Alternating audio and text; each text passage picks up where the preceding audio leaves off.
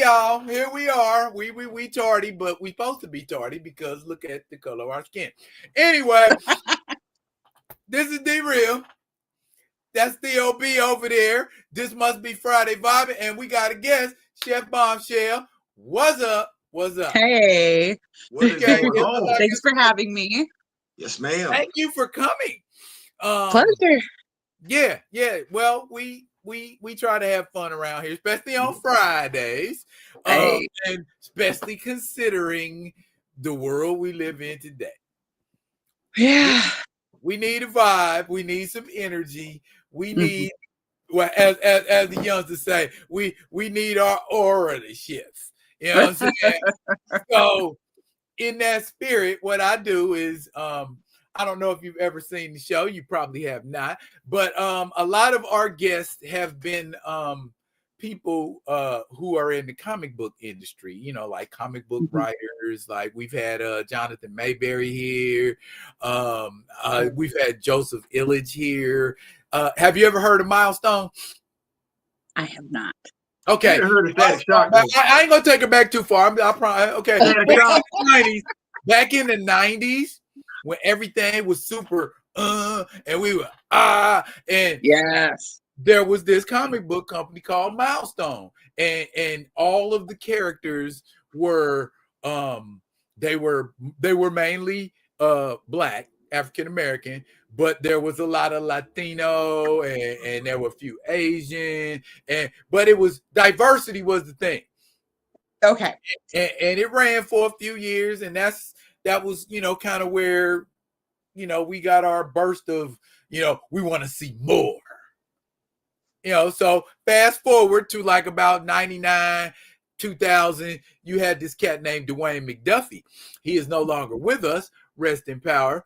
But he was largely responsible for bringing things like, I don't know if you remember that cartoon Static Shock. Yes. Yes, see that now he was largely responsible for that, but for years had done things in the comic book industry, like made Storm and Black Panther members of the Fantastic Four for a while. Okay.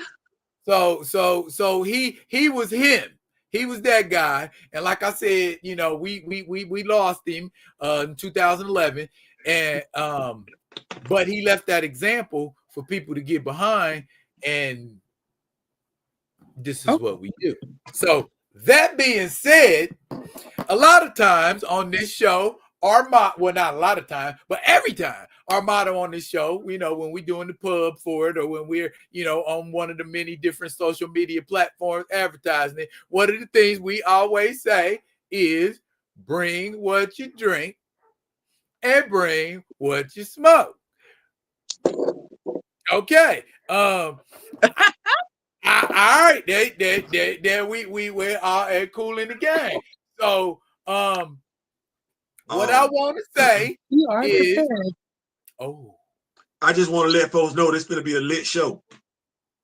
Very. Yeah, I tried to warn them, but they didn't see the pun that I threw in my advertising. You know what I'm saying? I said this show's gonna be lit. Yeah, be lit. It's gonna be lit. It's gonna be lit. Yep. Look, wait, hold on. A lot of y'all, a lot of people, like in the Rock With Me Nation, and I'm gonna get to some of these comments here in a minute. But y'all know that Theo and I are pro cannabis. Wonderful. And the lady that is before us tonight is pro cannabis. And we're gonna talk about that a little bit. But first, we are going to have our inaugural ignition. Damn it.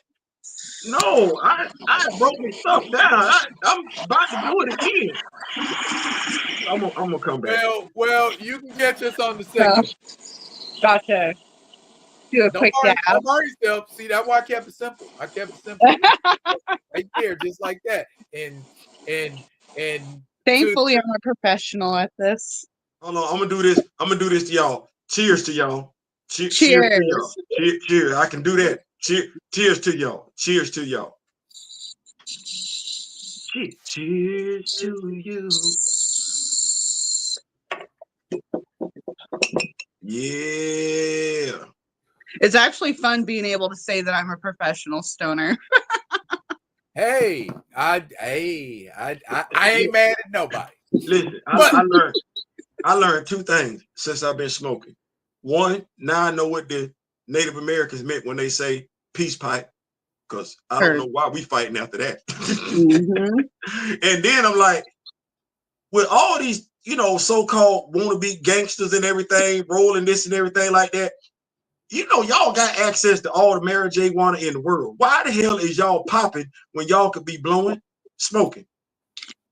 Stress. Because they sipping. That made no damn sense to me. Before we throw that, hold on, lean never made me crazy. Syrup, that never made me crazy. That made me chill as hell. I actually hated it.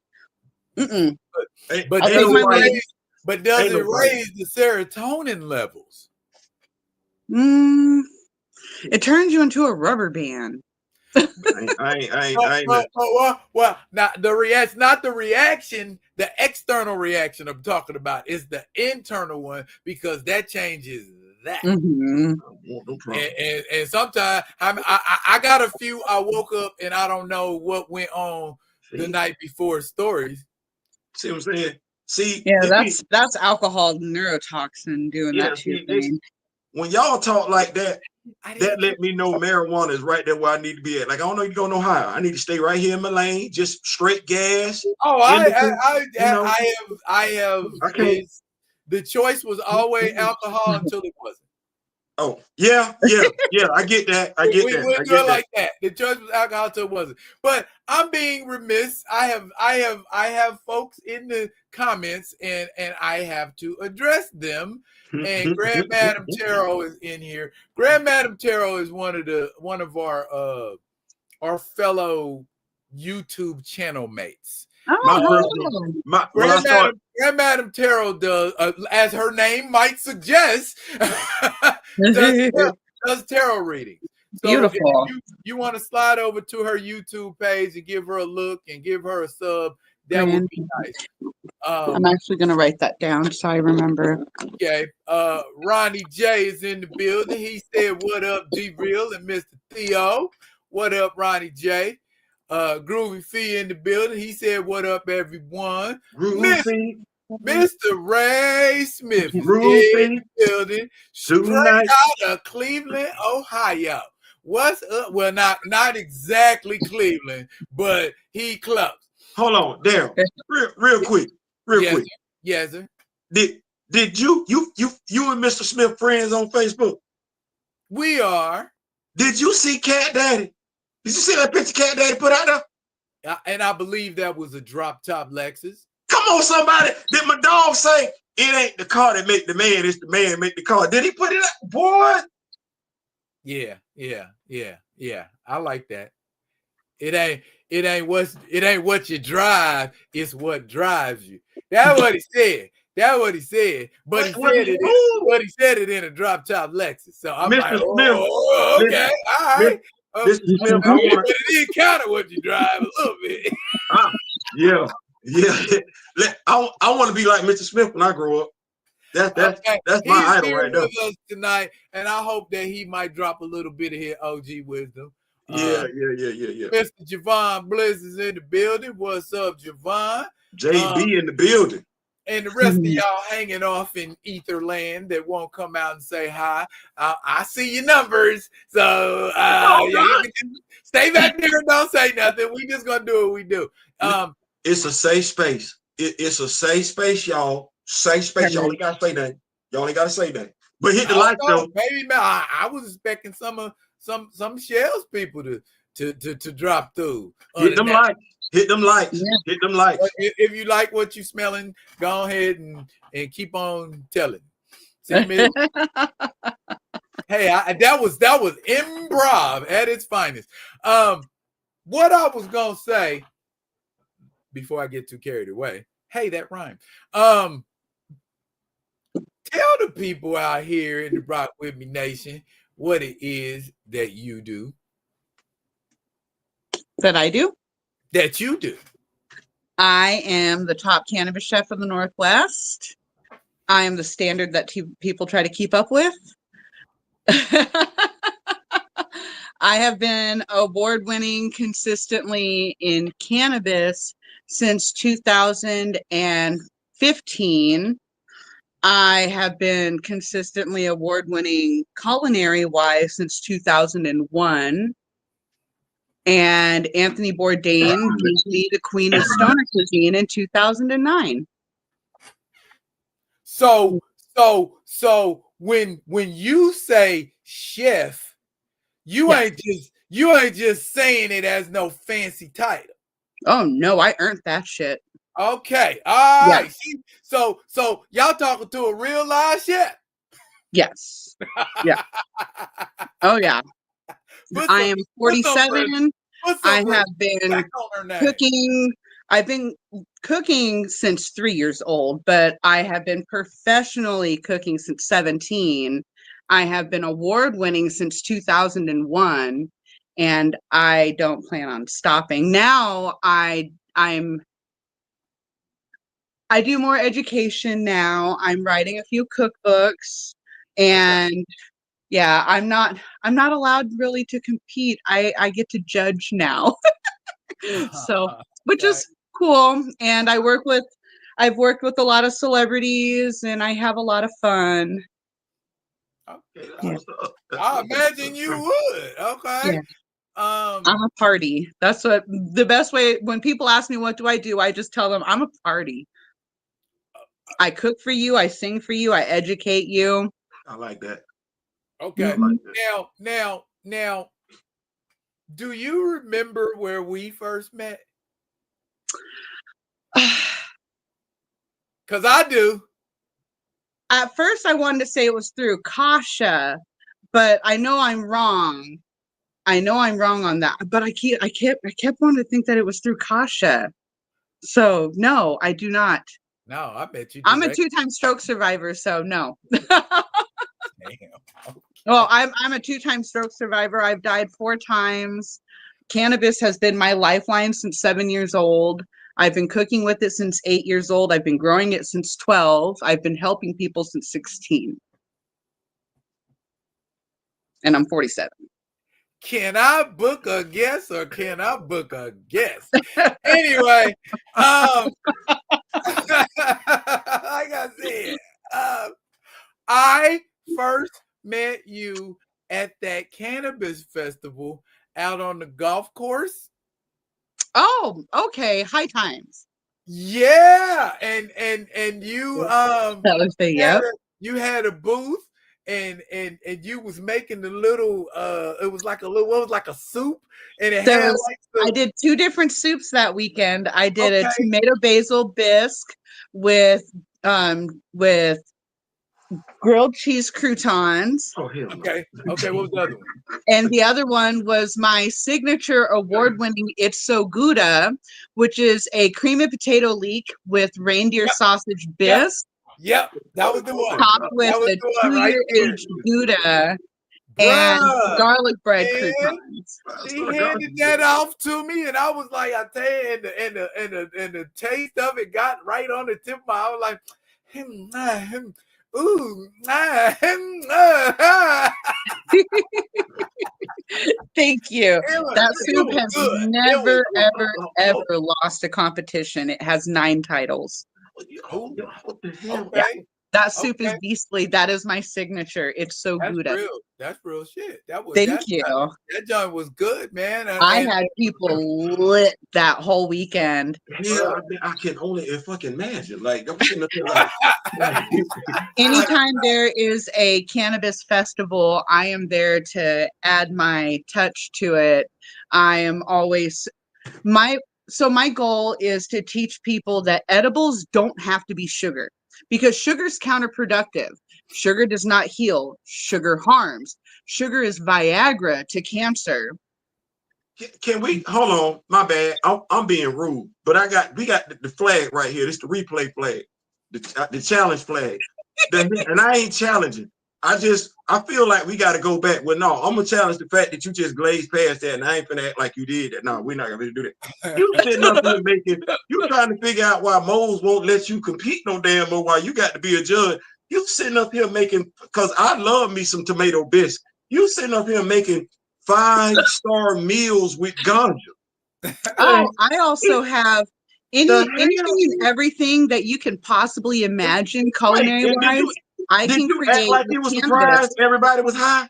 Also, your topicals. Time out. You said you making a what that can do what now? Anything and everything that you can possibly imagine culinary wise, I can create with cannabis, and you won't taste the flavor of cannabis in it at all whatsoever. I also do topicals, ingestibles, suppositories. I am a healer. I will wipe your pain the fuck out. I will take away your night terrors. I help shrink tumors. I am a blessing, and I know I am. And no one can tell me any other way. Hey, I'm telling you, that peanut butter went a long way, man. Yeah, man, I was making peanut butter and jelly sandwiches, dude, and I was like sitting back playing PlayStation and just floating. Wait till I break my fully infused freeze-dried gourmet meals out to the public. I already do. I have chicken broth. I have beef broth. Anything and everything. I'm not playing with you. My stoner seasonings, everything you make, you can infuse. You got stoner seasonings? Right now I have lemon pepper, barbecue, ranch seasoning. And Cajun steak seasoning and salt and pepper. Yeah. Here, check this out. You saying to me, yes, I could get, let's go reindeer sausage. So you saying to me, I could get infused reindeer sausage. Mm-hmm. And if by some strange freak act of God, my taste buds can't taste it, I can get some infused seasoning. Oh goodness, yes. To put on it, on top of that. Mm-hmm. So. And you won't taste the cannabis in my seasonings either. So since we in the neighborhood, all that,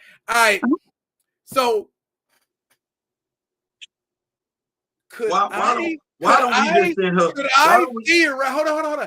I theoretically cook in infused oil? Oh yeah. So I could deep fry some chicken. If you're gonna deep fry chicken, if you want to use infused oil to fry in, you cannot bring that oil above 350. It will start to burn off at 370. So you don't want to bring the temp above 350 if you're going to fry with it. Okay? So that's a big thing. But if you're baking with it, my seasonings are safe up to 425. So I just got one question. Yes. With everything that you got going on, because I'm hellified impressed. Thank you. I'm proud. Yes, ma'am.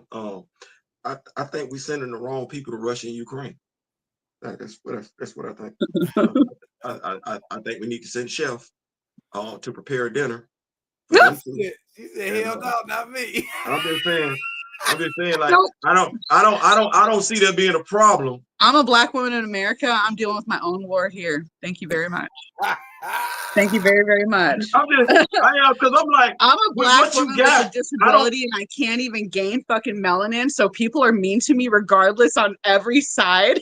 And so, nope, I'm dealing with my own personal war. Thank you very much. I will help the Dutch veterans here locally, help them sleep peacefully, and I'm good on that.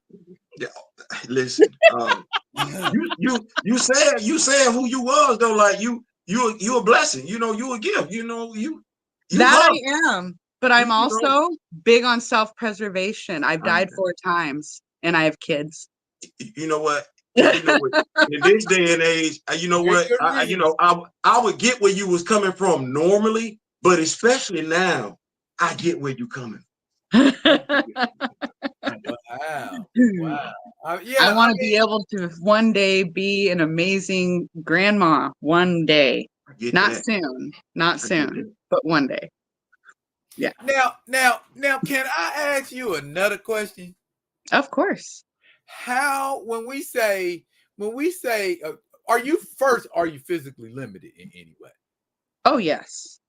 Yes, I am. So I'm no longer legally blind. I'm visually impaired because I got a portion of my vision back. But my first stroke took my peripheral vision and my depth perception. My second stroke took my chunks of my short-term memory. For some reason, I can remember some things, but it's not. I write everything. If I write it all down and make a song out of it, I remember it. Oh, wow. Yeah, I don't know why I always get embarrassed when I say that out loud.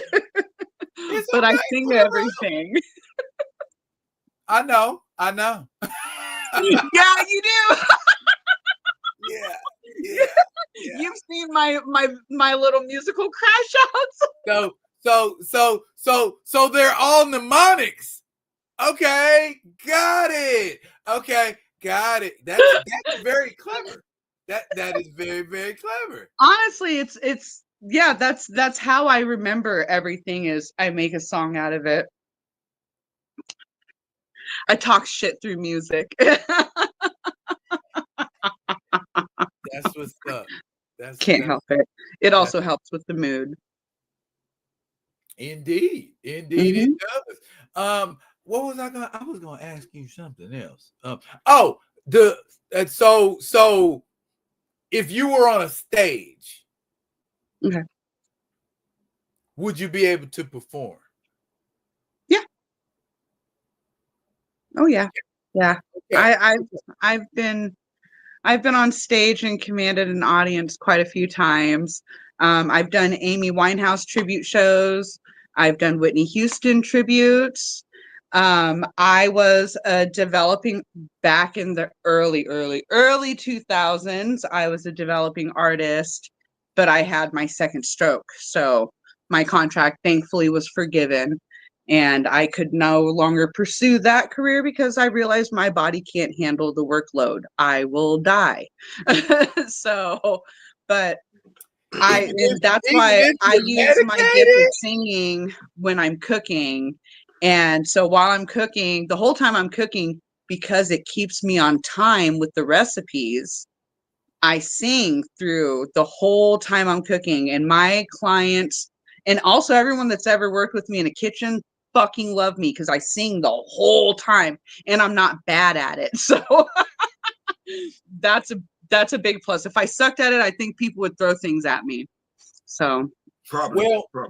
And I've only had one chef throw something at me. He didn't like my voice, but he also didn't like black women. So that's what that is. So yeah. Since we talk about songs and singing and whatnot, 47. So musical tastes run around the same eras and times and spaces. Okay. Mm-hmm. So around 88, 89, say you was probably listening to maybe some Guy, Anita Baker, Whitney Houston. Okay. I was trying to be Anita Baker. Did you have the Anita Baker haircut? That was in high school. Okay. That was involuntary. Anita Baker and Halle Berry had a similar haircut. Well, that's what I'm saying. Everybody had that cut. Well, I originally didn't want that cut. I had amazing hair. My brothers shaved my head when I was sleeping. I had a cheerleading competition and I'm the only girl, and I have asshole brothers that are hilarious in their minds. and they shaved me from above my ears down. And I was thoroughly exhausted. I had to go to the hospital because my shoulders were dislocated. So I was medicated asleep, and they shaved my head. So my mom took me and got my hair corrected, and it looked like Anita Baker's. And that's all she kept telling me was, now you can look like how you sing. Daryl, bless her. What whose hairstyle did you have? I had an ugly ass mushroom. It wasn't even cute. It didn't look like Anita Baker. It didn't look like Halle Berry. It looked bad. I looked like a broke ass Mario character. I hated my head. And I had to go to a cheerleading competition in front of the nation. I was going for nationals, not state. I was going to nationals. I was so damn embarrassing. And people kept saying, oh, Eminem, what happened to your hair? Just shut up. Don't look at me. Like, oh my God. I did look like He-Man. I hate you for making me realize that. Oh my God. Damn. Yeah, I know that. Damn, son. He basically called her Bobby Brady. Like that's the pain right now. Bobby Brady. The Thunder or the Barbarian. And at that point in time, my mom didn't know. My mom is my mom's Japanese, white, and Mohawk, so she didn't know what to do with my coily hair. So she was always getting it permed straight. I looked like He-Man. I am coming to a horrible realization right now. So you say they had you around there looking like Davy Jones from the Monkees? You're not my favorite person right now. Damn, not Davy Jones. Wow. Y'all tripping. You said the time frame. And so I'm thinking about all the folks. She describing the hairstyle. You can't be mad that I'm paying attention to what the hell saying. I ain't saying nothing, bro. I ain't saying nothing. That was amazing. Okay, all right. I'm back. We back. I grew up with 19 brothers. I can take a roasting. So wait, how many? 19. 2 blood, 17 unofficial adopted. My mom didn't collect stray animals. She took in stray kids. She saved a lot of lives. She was very benevolent. And she whooped a lot of people's asses into shape. And patient like Job. Ass whooping is much. No, she wasn't. Ass whooping was normal back then. She was whooping ass. Baby. I know. I was 19 kids. I'd have been whooping somebody's ass every day. She was benevolent. Hey, my benevolent, arm not patient. My arm would have been 20 inches around. From being what was her weapon of choice when she was whooping ass? What was her weapon of choice? She's a 7-time undefeated Taekwondo expert. Oh, she tornado. World champion undefeated. She tornado kicking him across the room like bah!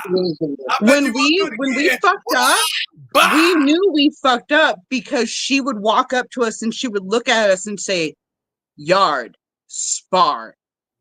Oh hell no! See, you died inside a little bit. Like it was honestly the scariest shit you could ever be told. At least she didn't make you stand in a horse stance and just take it. Oh no, we all had to know how to fight and know how to defend ourselves. My mom raised warriors. Like, thank God she did, because I wouldn't be alive if she didn't teach me how to defend myself. What they got was worse. You know, when you stand there and take it, you at least be able to sit back and say, you wouldn't be able to do this shit if I could fight back. They knowing going in and fighting back, they getting their ass whooped. Like, wait. Backyard. Yes. Now. No, let me go stand in the corner somewhere. I'll bring your ass. The other person that I grew up fighting was my big brother, William. My big brother, William, was the top defensive end for the state of Texas 2 years in a row, awarded. beastly football player, and that was the other person that I was taking punches from. Other than that, none of my other siblings could fuck with me because my little brother Michael, I didn't want to hurt him because I got in trouble, and so he got me a few times, but the other ones, nope. Couldn't. What is your favorite television program? Oh. Would you rev up like a car for? I know. Yeah, I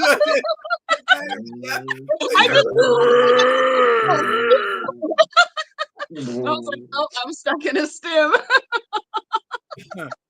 Bringing out our inner DMX. Oh.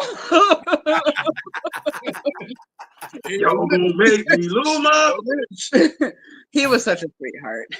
I don't know. I watch Friends a lot because it's a comfort show and I can tune it out. New Girl makes me laugh stupidly. Living Single makes me laugh stupidly. I still love the Cosby Show. I love the Cosby Show. I still watch Girlfriends all the damn time. Like all the time. I love Tracy Ellis Ross. But Tony Fine. That's yeah. So yeah, I watch that a lot. Okay.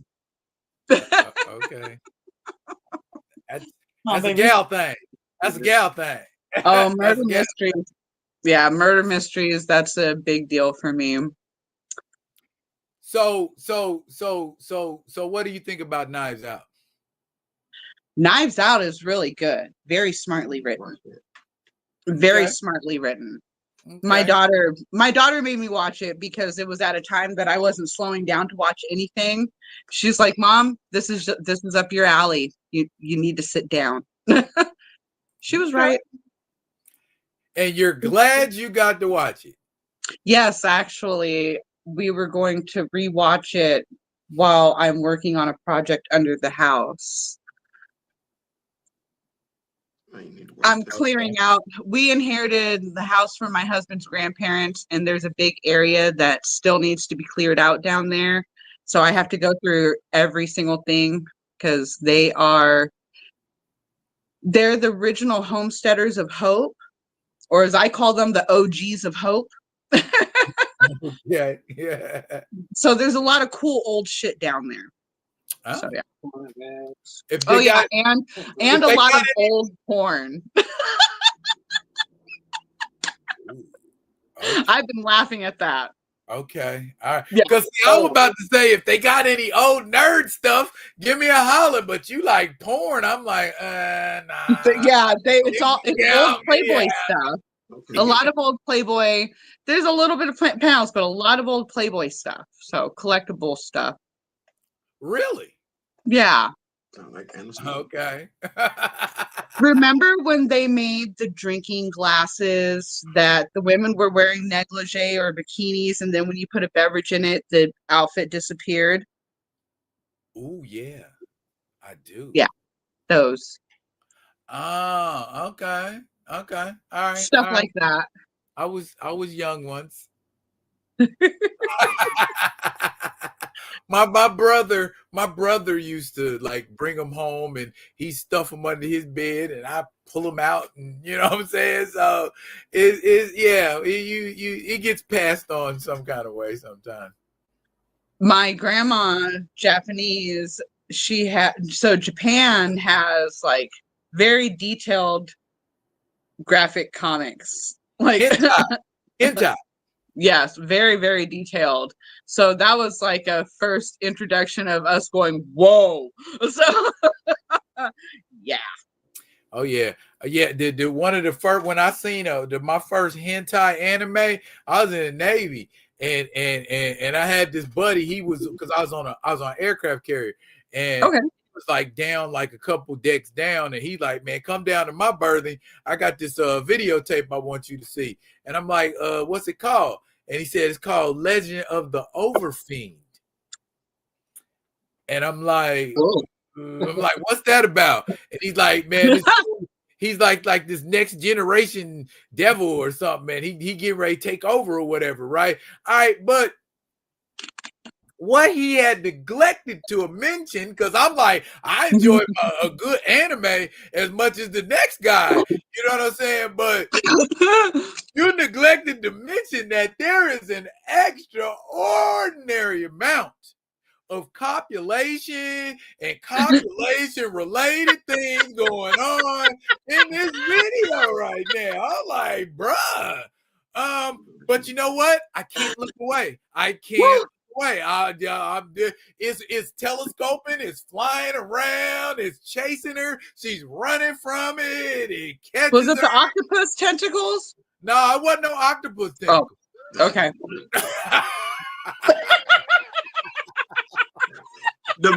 I'm mad that I understand the relevance to the question that she asked. I'm mad about that. I got that. Honestly, that makes me feel less crazy. If it's regular anime, yeah, that's a tentacle, but this ain't regular anime. So no, Daryl. Nope. Actually, and then the only way at the end, the only way to save the universe is these two people got to get together. Why is everything revolving around sex? You know what I'm saying? Because sex sells. Clearly, they got a whole genre behind it. Mm-hmm. Sex sells in every industry. That's why there's always innuendos. And not so innuendo. Even in children's cartoons, not so innuendos. Well, I mean, I get it. They got Japanese animation can go as being so innocent as somebody falling down and they dress flying up and you see the panties and then they just giggle. But then you got stuff like Seven Deadly Sins and my girl turn around and my man just on her like squeeze, just squeezing and it like it's normal. And I'm like, that is really perverted, but I can't look away. But go off. It just y'all is. Me think about my Hero Academia, because it was a lot of bouncing going on in that cartoon.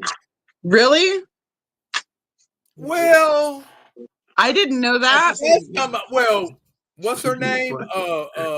No, I didn't know that. My daughter watched it. Momo is her name. Momo Yashirobe or whatever. The one who can create stuff. Just out of nowhere, she can create things. Why you ain't create more clothes for yourself? Don't forget the one that's tall. And Miss Mountain. Oh, literally. Your power is you could grow giant size, and you wearing a thong. Yeah. And then one.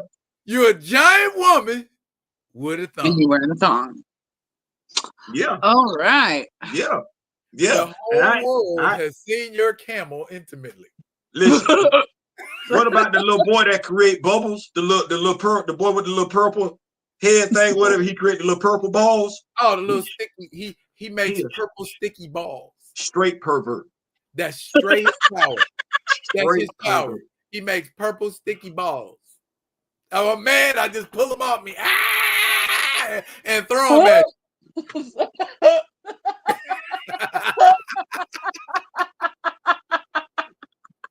you. Hey, and this ain't even hentai. This just the regular old anime you can watch on TV. That my daughter loved that show. Oh, that was her obsession in middle school. The storyline is wonderful. I mean, the story arcs are absolutely amazing. I'm just notice a lot of bouncing going on. What if everybody in the world behaved like Bakugo? Nothing ever get done. Because I'm too busy telling you, fuck no, I ain't gonna do it. Oh my god! And if you try to make me, we gonna box. How can anything get done with an attitude like that? How he get in school? How did he go through school? How did he pass from one grade to another? Because he liked to fight. He ain't lost. Square. Shut up, you damn nerd. And just, antagonizing everybody. Square. You ain't passing today. Oh, I ain't passing class? You know something else I noticed about anime lately, if you watch it? No matter what anime, just go ahead and pick one. It don't matter. Just flip a coin.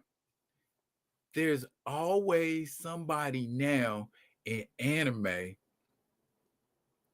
that got shark teeth. You know what I'm saying? You know what I'm saying? Just like all sharp ass teeth. And it's like, that ain't got nothing to do with your power or nothing. You just a dude with sharp ass teeth. And I'm like, what is the deal with Buddy's teeth? That is actually, I question that all the damn time. My daughter looks at me and goes, she looks at me like I'm just so out of touch. And every anime got one. It's a dude with some sharp ass teeth. He ain't a shark. His power ain't being a shark. He just got sharp ass teeth. And half of them that have those sharp ass teeth don't even bite nobody. Yeah, I'm saying. You know what it is. We got close up and we start grappling. First thing I'm doing is biting you. If I got you got my husband over here just punching the air. It's the birth defect. It's the birth defect. You're right. It ain't got nothing to do with their power set. It's a birth defect. It's just a birth defect. How dare I in Japan? It's the milk in Japan, and 1 in every 10 child will have shark teeth syndrome. Okay, so sorry. I ain't saying. I'm just saying. Like, so I'm shooting shots. Like I said, I'm part Japanese. Okay. And bad teeth is a thing. It's a very big deal thing. So my mom, my mother, and I both, our dentist referred to both of us as a shark. No, we were both referred to as a shark because we had rows of teeth on the roof of our mouth as well. We had to have teeth extracted from there. And we had so much teeth that our teeth were like pushing forward. We literally had shark teeth. See there? That's what that is. They represent the unknown demographic. So I was like, I actually lived through that. I had double the amount of teeth that I should have had when my teeth started coming in, and I had to have 18 teeth pulled out at first, and then gradually as I've gotten older, I've had 8 more pulled out. Okay, so you ever watch the show Preacher? No, I have not. Okay, there's a character on there named Arseface. Did you just say Arseface? Yeah, that's his name. You know why his name is Arseface? Don't tell me you got an arse for a face. Please, there's no ass on his face. Is there really an ass on his face? He had an accident. Don't do that. Put all that up. This doctor, I don't know what doctor this is, and his infinite skill, put my man's face back together like a butthole. And they called dude arse face. See, now I want to ask you a question. If you think I'm lying, Google arse face and see what comes up. Yeah. Oh no, I already wrote it down. Preacher arse face. Like my brain damaged ass is going to remember this. Like, I promise you, when you see it, you're gonna be like, "Damn." I know. I got a question. I got a question. What? Oh wait. Before you say it, hold on. Before you say it, here, straws. Straws is the answer. Okay. I saw that, dude. But wasn't there a cartoon? Yeah. Wasn't there a cartoon with a literal ass walking around? Yeah, Assy McGee. You can literally be arse face for Halloween. You got an arch face mask. My husband just said that that. there's an arse-faced mask. Yeah, I'm good on that. See there? I'm straight. They don't look like nothing I want to do. Oh, hey, you know what else they had? They had an Assy McGee mask too. At the very bottom, you saw that? Yeah. Doctor need his ass whooped for doing my guy like that. Like, you dead ass wrong for that one. Literally, you should have just left him messed up and put a mask on him or something. Oh my god! Like, it could have been some type of medical malpractice going on. Oh my god! Iron mask forever. Just Phantom of the Opera, bro. You just gonna have to live like that. No, bro, you got to step outside, run me to one, and I got to sue you for medical malpractice. Like, they ain't He said, "Run me the one." Yeah, I got you. Down, breathing all over your car, all over you. Ain't nowhere. Your face, bro. You can't. You can't get no woman like that. Mr. Ray Smith said Knives Out is a great movie, so he saw it too. Okay, I'm gonna have to check. I'm gonna have to check that out. Yeah, if you like, hey, back in the day, do you remember Clue? Yeah. Did you like Clue? I bought the board game. Yeah. But the movie. But the movie. Yeah, I liked it. It was clever. If you like that, then you'll like Knives Out. Okay, say less. Very smartly written. Same kind of energy. Say less. I like stuff like that. I like that. Say less.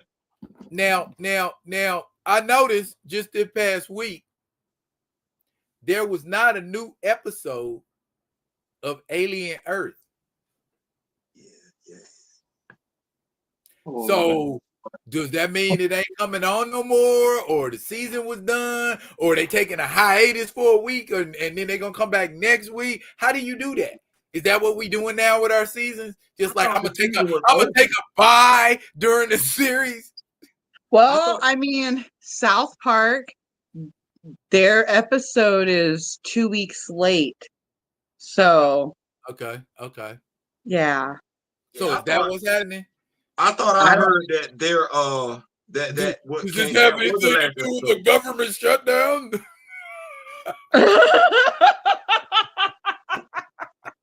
Why I'm not getting my series on time? Well, I know South Park's is through there talking shit, so they want to keep them off long as possible. Listen, they don't give a fuck. And I'm grateful for them for it. He went after the wrong people because South Park been roasting his ass for the longest. They don't care. You know, the funny thing is, I went to before South Park was actually a thing, and when they were pitching their show at independent film festivals, I went to their first pitch, and that shit was chaotic. It was so cool. It was so cool because the audience was mind fucked. They did not realize, like, everybody around us was saying, what the fuck is this? What is this? What? And all I kept thinking was, this is actually pretty brilliant.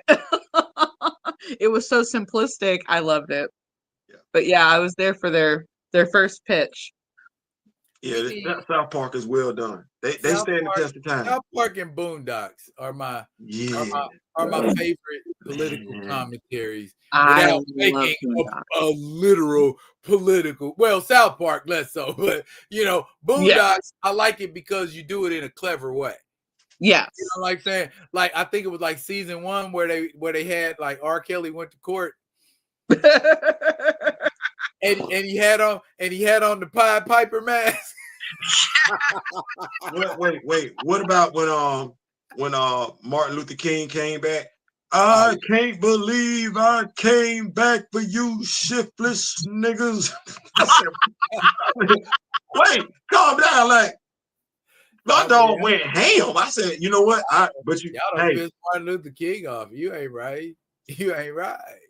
But I mean, it made some really poignant commentary about like us as a people. Some of it, was kind of scathing, but the truth usually is. You ready? I wonder if anybody learned a lesson from Killer Kung Fu Bitch. Because there was a lot of story. It was a lot of lessons being told in that episode. Expertly portrayed by Aisha Tyler. Yes.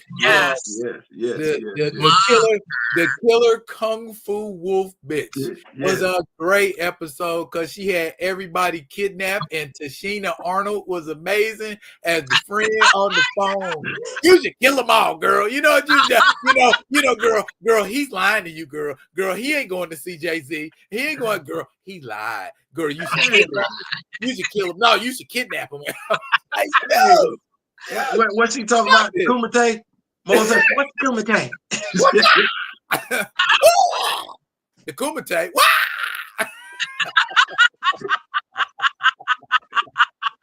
He went through whooping everybody ass. Granddad whooped his ass butt ass naked. I'm like, Lord, have mercy, Jesus. It ain't worth it, big dog. It ain't worth it. But yeah, they had some great. So listen, wait, where we at now? What's the ones? Thug and Love. I don't. It's just, you got that Thug and Love episode. Don't go there. You got that Thug and Love. You talking about Gangstalicious?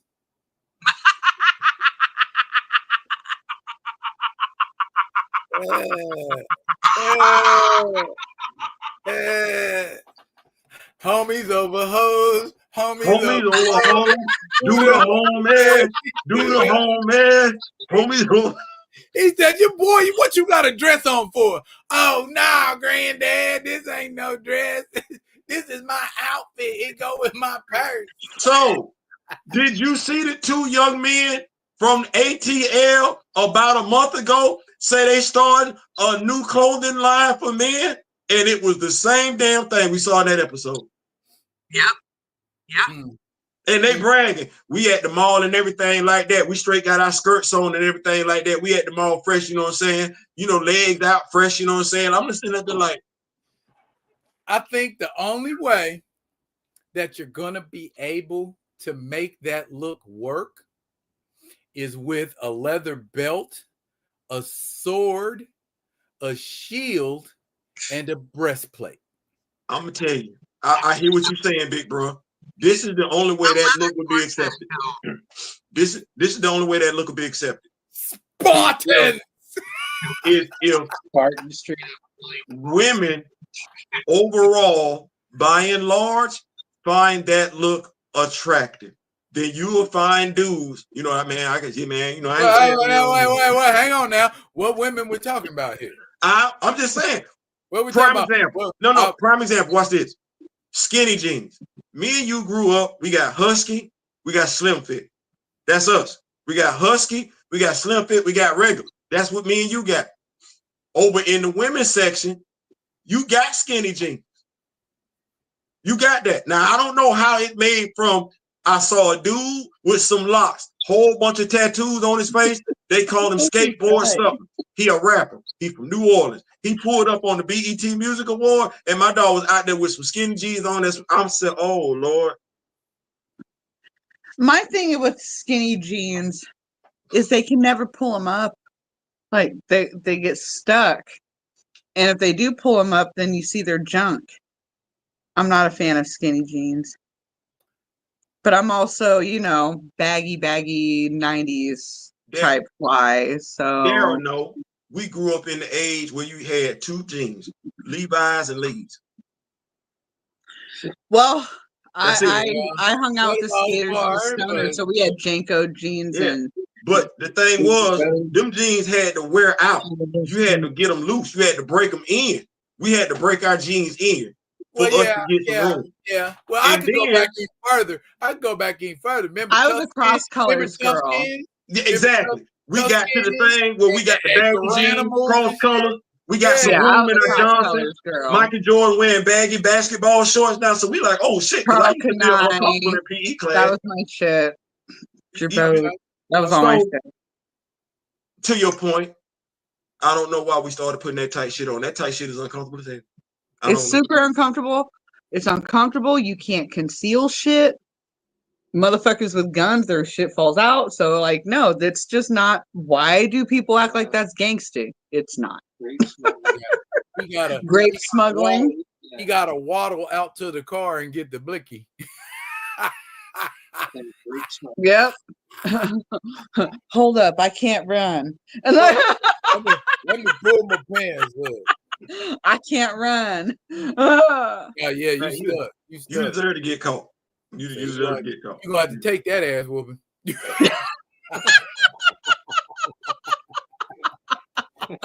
Oh, that's funny. You was asking for that one being stupid as hell. Oh man. Hey, no jumping fences. I watched. Do you read Stephen King books? I used to, yes. Okay. Did you ever read The Long Walk? No. Okay. It's a different read than it is a movie. Okay. They got a movie out, and I mean the movie kind of captures the feel of it, and I think it's a political comment. Cause it is. The movie takes place in like a dystopian future, like after a war. And they got this contest called The Long Walk. And you get it's like a Hunger Game thing where you get one person from every state and y'all get on this road and you walk. And you got to walk at an average speed of like 3 miles an hour, like 3.5 or 4 miles an hour, something like that. So that's a brisk little step if you think about it. And it's like you just walking. And you got like people in like a tank and a Jeep. Got a mounted 50 cal following you. Okay. Now, here's how the long walk work. If you slow down, you get a warning. You slow down 2 times, you get a second warning. The third time you slow down, they do what's called punch your ticket. Damn. Translation, point blank to the dome piece. So it's like, all right. Turn you into a deep thinker. Now I know what you're, and here's my deep thinking. Watch this. Here's the first question that came to my mind when I was reading like the first half of that book.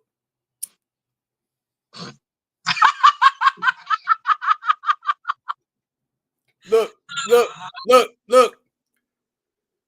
What happened when they got a dookie? Oh no, yeah. Oh man. Can I ask you a question about that? That's how I think. That's where I was with it. What happened when they got a dookie? You know what I'm saying? You got to do more to slow down. You know, you got to come to a complete stop. You know what I'm saying? So I want to ask you a question about the movie, right? The end part. What happened at the end? Okay, you talking about in the movie or in the book? The movie.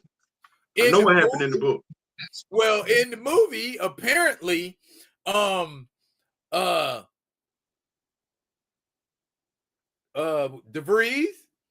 right, who was made the default winner, right, went on ahead and carried out his friend's wish instead of his own wish, right, which was to get a gun and kill this guy who back in the day killed his dad. So the dude who ain't got absolutely nothing to do with that ends up doing that. What is your interpretation, deep thinking, of what happened to him after he shot it? Because I've heard 2 different views of it. Well, if you are to go from off of the interpretation, I hope nobody in your house had plans on seeing that. No, not in my house. Not in my house. Okay. All right. Does anybody have plans on reading the book? I mean, I kind of did that already, but Okay. So in the book, like Stephen King loves to do, he puts you in the head of like the narrator. And I'm feeling dizzy and I'm tired and I'm so tired I'm gonna fall asleep walking. And he gives you all of this descriptive language where he's talking about how this person is falling asleep while they're walking. Okay. And so when you fall asleep from all of that fatigue, you start to hallucinate.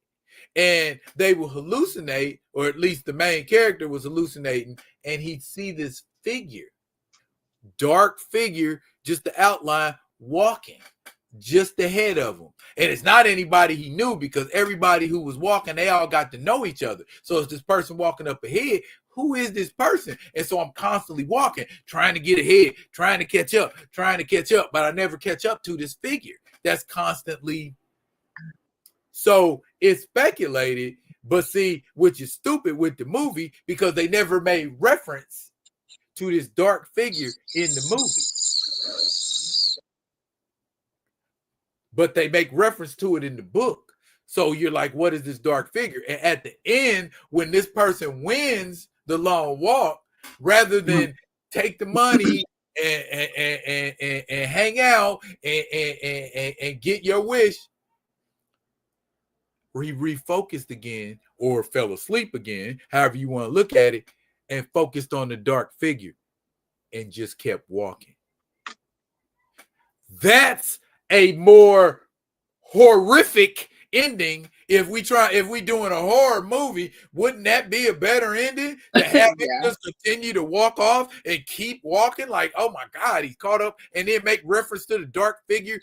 Now, to your point, Theo, translation, what do I think that translates into, or what do I think the director of that movie was trying to convey?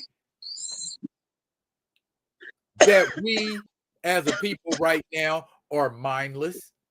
The ending of it. We're asleep at the wheel. Okay, so the reason why I asked, because having seen it, read, stuff, I've heard some people imply that what wound up happening at the end of the movie, once he clipped Buddy, he got clipped himself. So when he started walking down the street, that's why there was nobody there, because before he clipped Buddy, everybody was standing around. And once he clipped him, it was just him walking down the street himself, by himself. And so they were implying that. That's why I wanted to ask you.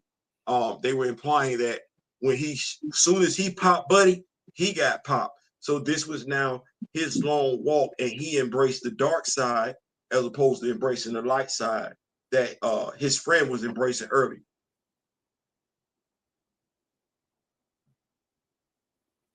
I ain't got no dog in this fight. What I'm giving you is just my interpretation based on what I've read and what I've seen. Right. And that was just the verses. But as far as like what people think about the movie, I'm gonna tell you what you think about a movie. Right. No, you know what I'm saying? If I say that movie's trash and you loved it, yeah, no, it was just the ending. Just the ending, what the ending meant as opposed to. I think that too could have been drawn from that particular ending. As far as how it ended, I didn't think he was shot. I feel that. I feel that. I just thought like after he shot dude, he just kept on walking. Yeah, that's what I was asking. So I feel that, like, I feel how hey, and then I'm like, wait a minute. Okay, so if he had kept on walking, it would have still been just as eerie. If he never had a desire to kill the major, but kept walking at the end. And matter of fact, it wasn't him who dies in the book. It's the character who ends up dying in the movie. He's the one that lives and keeps on walking, because he the one ended up taking his damn shoes off because he don't walk the soles out of his damn shoes. So they more of a burden on his feet. So he just, now you walking barefoot and your feet are bleeding. I'm just like, goodness gracious. Stephen King know how to write a story, don't he? And you get all of that just from the pages. That's a gift, man, when you could just draw that out in words and say to people, oh, this is this and this is what's going on. And people are like, yeah, that's hey. Let me tell you something. I messed around and watched Amityville Horror first. I won't watch that no more. And then thought I could read the book. I won't watch that. I did that all wrong. When you were a kid, they had the book fair and everything like that. Amityville Horror came out back then. Horror at your book fair? I was about to say, they had Amityville Horror at your book fairs? Yeah. I'm in New York. I was in New York at the time. Don't do that. Was in Golden Scholastic book fairs? Like, are you kidding? Amityville Horror. Doesn't that man kill his family with an axe? Yes. Listen, And as a children, Because Satan told him to at 3:33 a.m. listen, you got to understand. Like I said, shame on you, Scholastic in New York.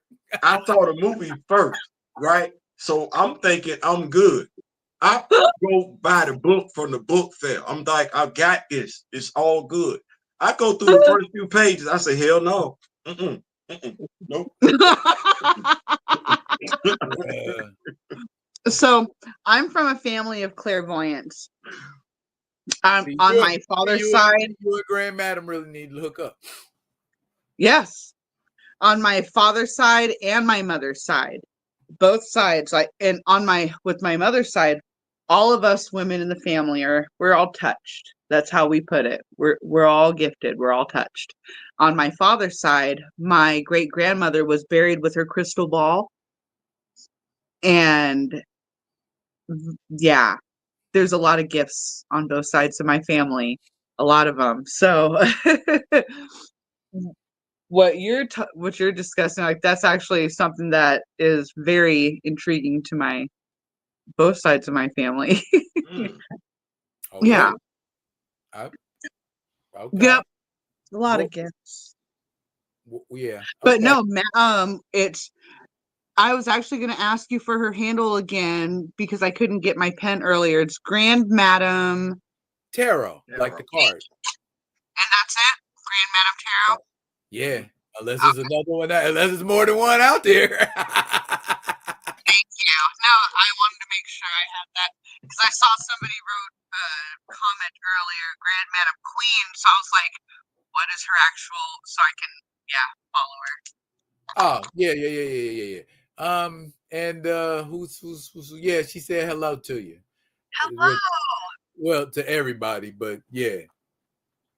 Thank you. And yeah, that use welcome around these here parts, sister. I appreciate it. Okay. Now, what's your favorite song to sing?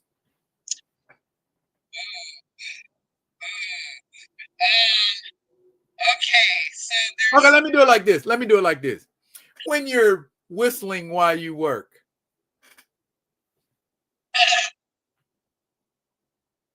Okay, so if it depends on my mood. So if I'm in a feeling of loss or feeling lost, especially when I lose someone close to me, and I sing Yolanda Adams, Open Up My Heart. If I am in a feisty mood, I do Erykah Badu, Tyrone. And I do a lot of Whitney, a lot of Amy Winehouse. If I am adventurous, I will do anything from Jasmine Smith and Kiki Wyatt. And then if I am just waking up my range, I start with Billie Holiday and Anita Baker and Toni Braxton. So that deep throaty kind of almost like a baritone. I'm great at waking up in that because, as I put it, I wake up with a manly voice. When I was 16, there was an attempt on my life, and some people tried to lynch me, and they damaged my vocal cords. Thankfully, at that point in time, I was ridiculously yoked out muscularly, and I had crazy neck muscles because my mom always taught me, if they try to do this to you, you tighten up your neck. Because her dojo taught the Special Forces and the Rangers hand-on-hand combat, killing skill. She's a weapons expert. Like, she taught adverse skills in her dojo. And with me and my brothers growing up out in the valley where it's super racist, and I was a cheerleader at Palmer where it's super racist, and I was a living target. So my mom really conditioned me. And one of the things that she worked on was my neck muscles. And thankfully, Thankfully, she did. But the damage that was done to my neck and my esophagus gave me a deeper tone of voice. But I can, sorry, I'm trying not to lose it right now because I can drop my voice into a very deep voice and I can imitate my big brother perfectly to the point where I used to break up with girls on the phone for him. My husband does not like this gift. Oh. But I can I call it my manly voice, and that's how I wake up with the super deep, a very deep register. And you don't like it, but I can sing high soprano as well. I can't do whistle like Mariah Carey anymore, but I used to be able to, and so I have a really good range. How about you tell them the first time you took me to karaoke with you? So I sing angry songs really well. I sing songs with emotion really well. And man-hating songs. Man-hating songs is what he calls them, but they're just angry. Like man-hating songs. That's what he calls Tyrone. Well, now, Tyrone is Tyrone. So I mean, if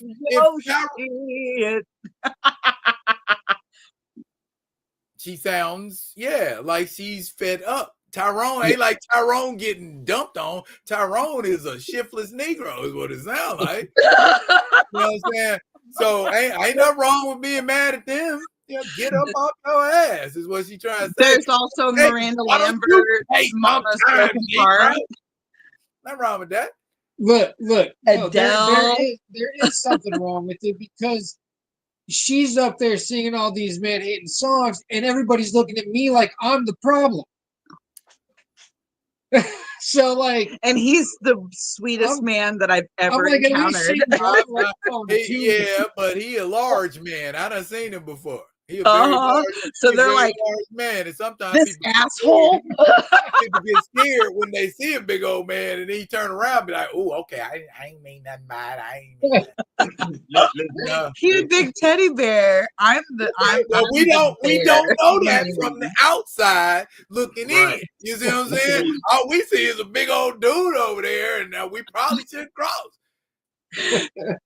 Funny story on that. We were at an event, a cannabis event, and they were showing the Ronda Rousey fight. It's when she got her ass whooped. Holly Holmes. Yeah, Holly Holmes. And so one of the guys sitting in front of us, he goes, "Can you imagine having a woman that could fight like that and whoop a man's ass like that?" And Dan goes, "Oh, I have one." He points at me, and the guy looks at me, and I just smiled at him, and I was like, "It's true." I mean, I knock men out, so yeah, it's true. You need to talk to Grandma Taro. Yeah, y'all. And he's actually seen me knock a guy out, like cold clean, just gone. One punch, gone. So I folded him, picked the dude up, threw him over my shoulder, and threw him in the back seat of his car. He was belligerent. He needed to be there so the cops wouldn't come arrest him. I helped. I helped. You gave him a reset. This was what, 2 months of us into being together? 2-3 months? Yeah, so I mean, this was a smooth introduction to who the fuck I am. I got brothers, okay? Like I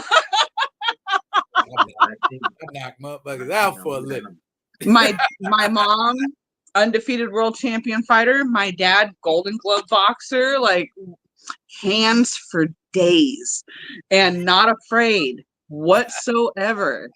I got brothers. That's what I tell people. My big brother's fist can cover me from my chin to the top of my forehead, and I can eat his punches and not drop. Not many people can say that. So yeah, I can eat William punches. Like going back to that guy that was talking about that, ended up going around talking to people saying that, yeah, he thinks Michelle whoops my ass. Everybody thought I was an abused spouse. Yeah, everyone thought that I beat my husband because Dan was like, oh shit, I got a woman like that. He ran around and told like 6 people at the establishment he thinks that Dan's abused. Yeah. Are you abused, baby? Horribly. Yeah, I really, really don't spoil him profusely. Okay. This is the most spoiled man alive, but yeah, that guy thinks he's abused because I know how to fight. So he's protected, as my dad and all my family members puts it. He's a made man. So it's a beautiful thing. Okay. All right. All He's right. still scared of shit to meet one. He's got me, my brothers, my dad. Yeah, he hasn't met my oldest brother, who is like my ace bamboon. He hasn't met him yet. But I have come to terms that when I do meet him, I will have to eat a punch. Not yet. No, just No, don't. Just be respectful. He's that cat that he's gonna want to make sure what man you married. So he's gonna go ahead and give me one solid one and see if I hold up. And if I do, then I'm good. If not, then he'll probably say sorry, or he might just laugh at me when I do come to. I honestly think that's more of the little brother. That's Michael. No, Michael's the mental game. No, William's not. William knows that you have a bad back. He's not going to hit you. But Michael is the one that, yeah. Those are my blood brothers. Y'all got an interesting dynamic going on over there. So my whole family, all of us were raised fighting. Like even my cousins, we beat each other up for fun. And it's just what we do. We're different. Y'all sound like a pack of Vikings. Is what y'all say. Just constantly fighting all the time. I tell people I'm cute, but it gets ugly really fast. And I like to get punched in the face. Like I think it's invigorating. So like our family is different. My family is very different. Our idea of fun is to wrestle each other until we're bleeding. Like that. Sure. keep cooking the infused stuff. I do. That's what keeps me calm. Keep making the distillates and yeah. Tell us about your product. Do that. Tell us about your products. We don't want to hear about your brutish origins. That's actually what made me the way that I am. No. Okay, but you can tell that in a flashback. I remember this one time. No, this is. Wait a minute. Let me get to where I can. Let's see. Come forward. I'm trying to, but I have to do it at an angle because this light. There we go. The light is so bright. And there we go. There. Okay. Wreck ramen. So this. The broth is a specialty broth that has taken me 2 years to get absolutely perfect. Absolutely perfect. It's beautiful. It's got chicken broth. It has beef broth. It has sesame. It has a chili oil that I make. It has vinegar powder, soy sauce powder that I make. Like I really work this down, and it's been a labor of love. I'm very proud of it, being since my Japanese background is a very proud lineage, and ramen is a huge deal for us. So the wrecked ramen was a proud moment for me. I love but it also goes along with my stoner seasoning line. So yeah. Okay. So you need to get that stuff up somewhere where it's available, and so people can purchase it. Because right now I mostly help a lot of cancer patients and veterans, because the dosage that it's at, you can't really get in the shops, and the amount that you can get in the shops is not beneficial if you're a pain patient, a cancer patient, if you have Crohn's. You have to spend a lot of money to actually feel relief. but not okay. So I tell you what, since you are in fact got a product, an actual tangible product, and I'm getting to a place now with this page where I'm going to have to throw up an ad or two. Okay. I would be happy to endorse the product if you want it endorsed. Oh, word.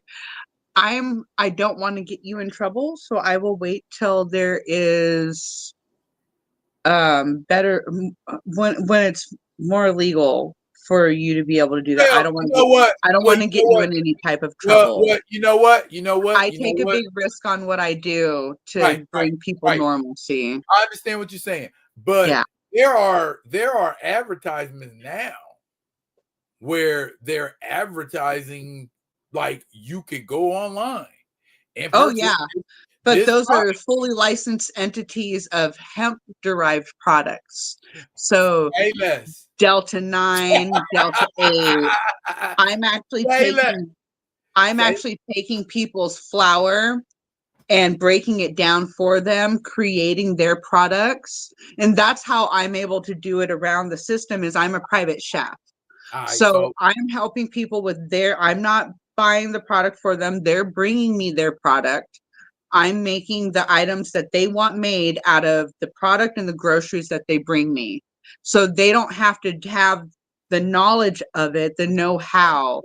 They just supply me everything and I do the work for them to help them out. That's what I do for people for now. I used to be involved with the rec industry, but they just sucks up here. The cannabis industry in Alaska is counterproductive, and it makes me sad. You're telling me.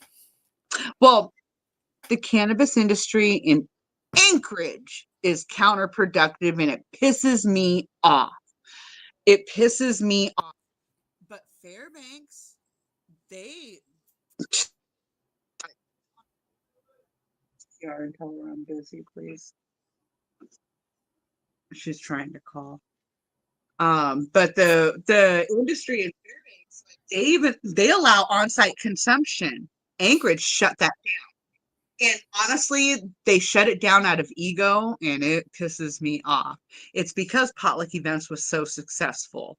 It's because Potluck Events actually had a really good formula. That was dope. That used to be dope, man. And no pun intended. But yeah, well, over there down off 3rd. Mm-hmm. Oh yeah. Well, yeah. Sunshine Plaza. Well, actually, no, it was 3rd. It was 420 3rd Avenue. Well, it used to, where Club Millennium used to be. Uh-huh. Yeah. Oh yeah, that was Yeah. I'm hoping. See that? That's what happened to that.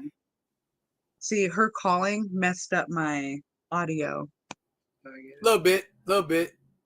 Uh-oh. Yeah, hold on. Yeah. Oh no. I know. When that happens, I have to go out and come call back in. Messed up the audio. I would actually have to. If you have to, go back out and come back in. Yeah. I'll be back. Okay. So, rock with me, Nation. How you enjoying this so far? I bet we ain't had one like this before. Ever, never, huh? Never. Surprise! So, we should be expecting Mr. Illich back sometime soon. Yeah, absolutely. We should be. So because we finished with the blood letter. Yeah, well. All right. Okay. We good? Yes, we are good. Okay. Now, I shouldn't even ask you, do you remember what you were saying?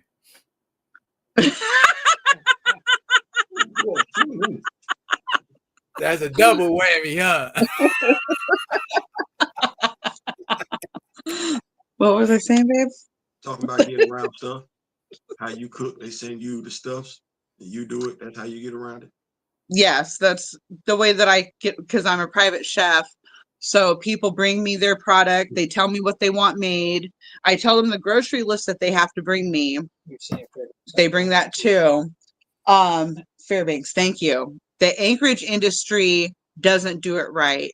They're counterproductive on any advancement.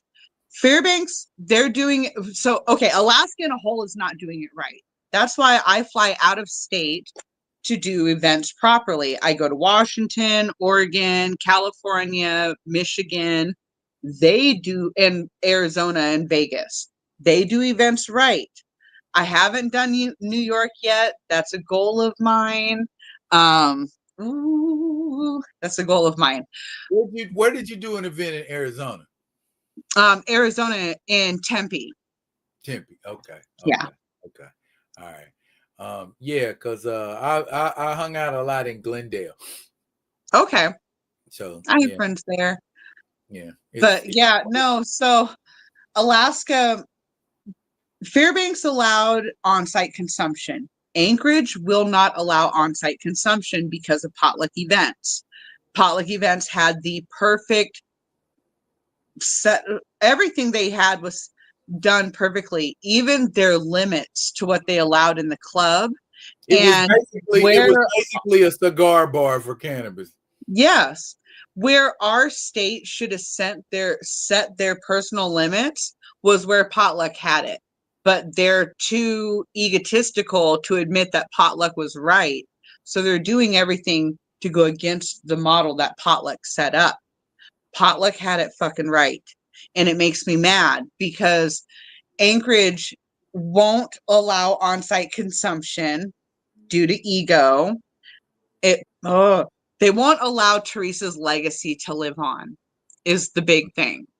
They won't let I'm trying so hard not to crash out over it because I have so much. We vibing. Go ahead, take a big woosah. Ooh, they won't let me. Yeah, no, there's so much that I could say on that. But they won't allow on-site consumption.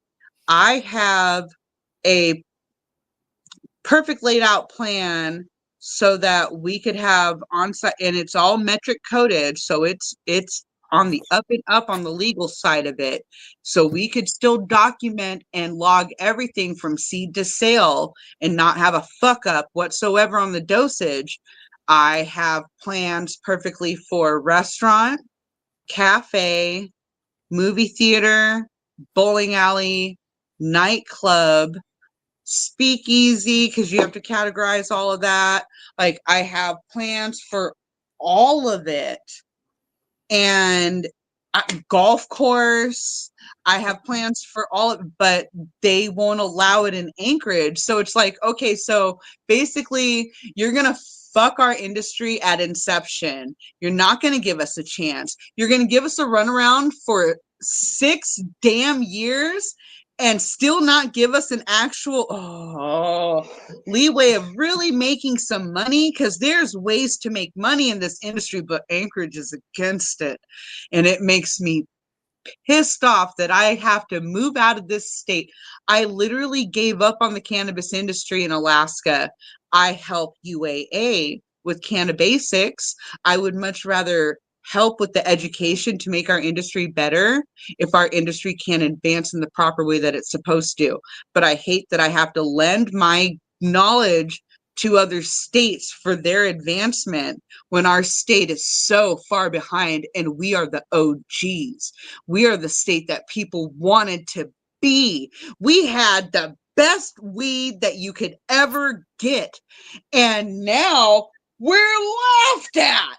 And it's like, oh, this is embarrassing. It's embarrassing. Thank God I built my name to be the way that it is, and I have international fan clubs, because if I just went to other states and been like, yeah, I got some Alaska bud, they're just like, so? And that's embarrassing, because it used to be like, in places where they don't, you got places where they don't know about it. Places where they don't know about it, it still carries weight, though. And real quick, a name I wanted to bring up, and you can react to however you want to react to. Oh God, I'm so honest. Okay, Charlotte Green. Charlene. Okay, so I admire her hustle. Definitely. Super admire her hustle. Definitely a hustle. She used to be really cool. She used to be a really, really fucking cool chick. Her and her sister both are awesome. But she's let us a lot of stuff get to her head naturally. Yeah. But I admire the fuck out of her resilience and her hustle. Now she's in she's in Texas, and I don't want her to fuck up their industry like she fucked up ours, because she fucked up a lot for us.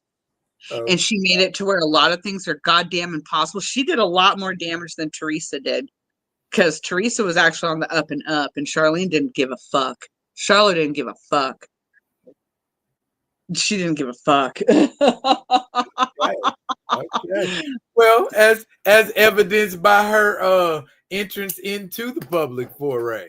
So I mean, yeah, I'll cut your throat to get another throat. So I understand that if that's necessary, but I can't handle her treatment towards the. I can't handle her treatment towards the gay community. That's not something that I can vibe with at all whatsoever. And thankful none of that happened in front of me, because it would have been hands-on problems. My son is trans. Women have been more of my existence than men, and I dare a motherfucker to say shit in front of me. So I don't like her attitude on that. But okay. I admire her fucking hustle. She, after the cannabis industry up here, she did a wig line, Korean skincare. Her skincare is amazing. I've always supported her because she has a really good business mind. Like a really good business mind. The girl's got a fucking hustle, and it's so many different avenues. But she's back into the cannabis industry through hemp with not THC, but Delta 9 and Delta 8.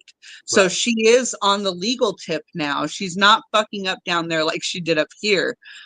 She's got a good hustle going. Okay. Yeah. Since primarily what we do around here is like nerd and blurred type stuff. So I'm gonna have to take you on a nerd journey real quick. Okay. That you can actually participate in. Fun. Okay. And it's a real easy improv game that we do. and it's either or. Okay. Now, right. Some either ors, we can just be like, we don't want to know why. But with some either ors, we might want to blow the whistle and ask you to kind of clarify your stance. You already hear how I think, really? and have I once flinched? All right, I might have said wow, but I wasn't like, I know what I was getting. Chef. I know what I was getting when I said come on, Chef. I know exactly what I was getting. So, all right. Okay. Ninjas or pirates? Ninjas. Okay. Standing up or sitting down?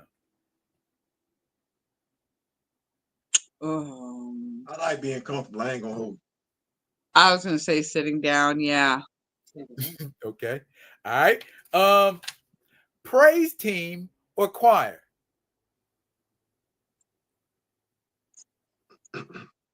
You said praise team or choir? Praise team or choir? Yes. Choir. Okay. All right.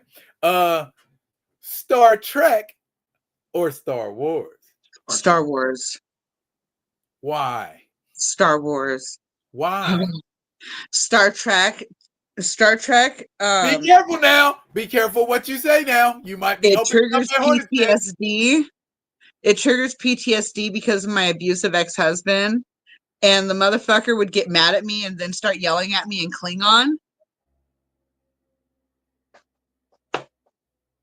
Okay. I got a call flag on the play. All right. Okay. Yo. That first, see, now, have you ever heard that song? Called Previous Cats? No. By Music Soul Child? No. Okay. There's a verse in that song that goes, I'm not Steven, Anthony, even Leroy or Ivan. Damn girl, I've been right there for you since day one. So where is all this coming from? See, now Star Trek hasn't been there for me since day one. I was never into it. I was forced. No. I was forced to watch it. That's not what I'm saying. What I'm saying is, it's not Star Trek's fault that you got into an abusive ass relationship. Star Trek with a wannabe Klingon. With a wannabe Klingon. He's fucking up Klingon for all the rest of us, is what he's doing. Zero desire to watch the show ever. I was forced to watch it so many times, and I just never. It's not my thing. I like Star Wars, though. All right. We gonna agree to disagree. Yeah, I like Star Wars. That's what we gonna do because I like you, and we gonna agree to disagree. So moving forward, instruments or Pro Tools. Instruments. Okay. Pro Tools are more convenient, but instruments, the sound, skill, talent, no. Okay. Hammer or anvil. Hammer, just because I can lift it. Okay. But do you see the symbolism between hammer and anvil? Yes. Okay. So let me dip a little deeper. Build or destroy? Depends on the context. No, my chef. We only deal in absolutes around here, so it's got to be one or the other. Then it has to be build, because that's what I do. Okay. But you got a pinching inside of you to destroy. Oh yes. Okay. See, all right. So all right, and I don't even need an argument for that one. Okay. All right. Now look at my hand. Captain America or Captain America? I can't. I'm like, I was about to say they look the same. I was gonna say, yeah, I can't gain melanin. If I go out in the sun, I look like a Simpsons character. It's really bad. I turn jaundice yellow. Man, I'm gonna answer it for her. Captain America, the Falcon. Okay. Ooh. Oh, okay. That was my husband's answer. The hell we talking about? Didn't nobody ask us if we wanted him to be Captain America. We was perfectly fine with him being the Falcon. And we not finna accept this new damn Falcon. Okay. Now my husband is full agreement with you. Full agreement. Captain America's a super soldier. Falcon's not a super soldier. Oh, good. I'm glad you read. Okay. Yeah. My dog can talk to the birds. We don't need no damn super soldier. And since we're on that topic,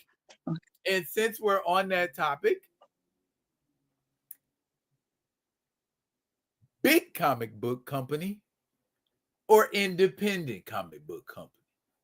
I was gonna say, yeah, independent does have better storylines. They do, but it's the continuity for me. Like, I'm right there with you. But you get Bitterroot is one of my, I like Bitterroot. Okay. But damn, it stopped. And you be like, damn it. So I want to say Indy, but Darryl, you and I didn't talked about it. Indy get us locked in, and we got the juices flowing. When the last time we got some Harriet Tubman? And then they just disappear. That's my problem. They disappear. It's a byproduct of the fact that they choose to be independent, which I applaud them for. But independent, let's just tell you what it translates into: starving artist. Yes. Okay. Starving artist is what independent means, because you ain't able to consistently put it out like that big company is. No shade on quality. It's just the inner workings of. To your point, I would like to see, and you talked to Chef about it earlier, Dwayne McDuffie, Milestone Comics. I'm confused where I'm at right now as to why more don't repeat that. Like they actually did it. Like they came together. I'm not understanding. I see a whole lot of individuality going on when you had a group of talented brothers and sisters come together and say, no, we gonna all be up under one roof, and everybody ate. Yeah, I know the one all Dwayne's heroes and everything like that. No, everybody threw their folks in there and everything. I think that's the way to overcome that, so you can get more consistency. Doing it right now, yes, I'm a fan of indie comics. I'm a fan of indie comics, but you get roped in. Darryl got me with Harriet Tubman. Still with Harriet Tubman. I just ain't seen it in a minute. Yeah, what he's talking about is that right there. Okay. It's Harriet Tubman Demon Slayer. So and it's done by my good friend David Crownson. But the premise behind the book is basically Harriet Tubman is basically Blade.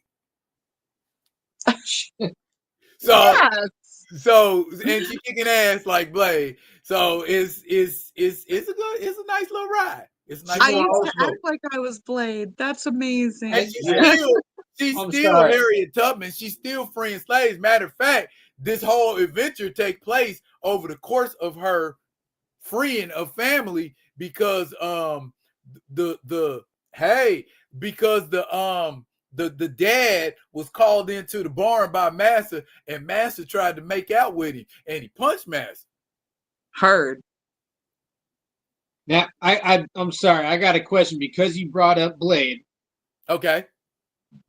What's your thoughts on the Moon Knight Blade from Marvel Zombies? Ain't watched it.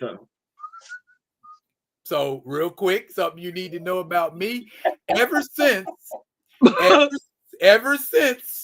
Marvel made the decision to not recast T'Challa and put up a whole bunch of bullshit about why they weren't going to recast T'Challa, everything Marvel gets the middle finger from me. I'm not watching it. I ain't giving you no money for that shit. So if I could see it for free, then yeah, I watch it for free. But as far as giving y'all some money and hyping up Marvel, and not on this. Oh, that's so dope. So as if to accentuate my point, like me wearing a hoodie with Riley Freeman as the Black Panther on it ain't enough.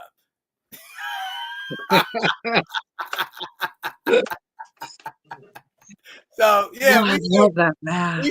We serious about our Black Panther over here. We serious about our Black Panther over here. And if you're gonna play, you wouldn't do that shit with Peter Parker. You wouldn't do that shit with Bruce Wayne. You wouldn't do that shit with Clark Kent. So why are you fucking around with my character? Yep. So if you're gonna shit on the fans, then what we do around here is we say, no T'Challa, no dollar. Heard. Heard.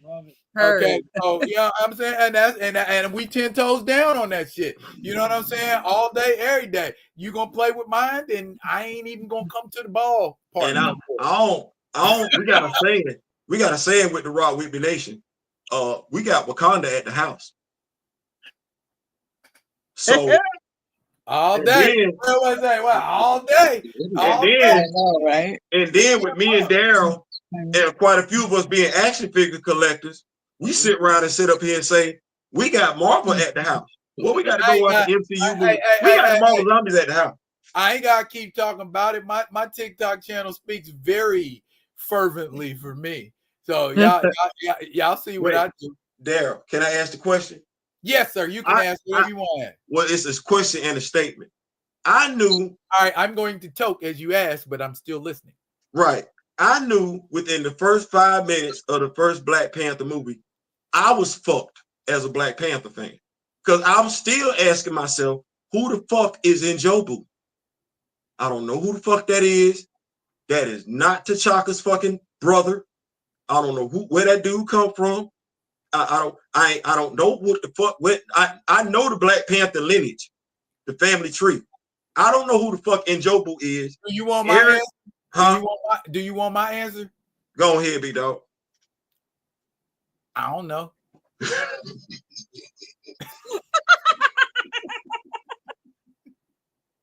I ain't never seen an Njobu in a Black Panther comic in my life, and I believe I own damn near every single Black Panther comic ever made. It ain't to take nothing away from Sterling K. Brown. Nobody named Njobu in none of them comic books. None of them. I like Sterling K. Brown as an actor. No shade, as my daughter would say, baby, no shade. I just don't know who the fuck this character is you playing. I don't know who the fuck this is. Cause T'Chaka's brother's name is not Njobu. And every Black Panther fan knows it. His name is Sion. So right off the rip, I'm in my feelings. I ain't got 5 minutes in yet. I always get Lois. I always get Thomas and Martha Wayne. I get Alfred. I get Commissioner Gordon. I'm damn sure gonna get the joke. It's consistencies here. Damn it, Uncle Ben gonna always say, with great power comes great responsibility. I ain't tripping. Damn it, I want my same shit too. I want my damn consistency. And I don't want no shit. Motherfuckers been dying left and right. Folks get replaced, recast all the damn time. I ain't tripping. I want my shit. He has a copy of Black Panther #7.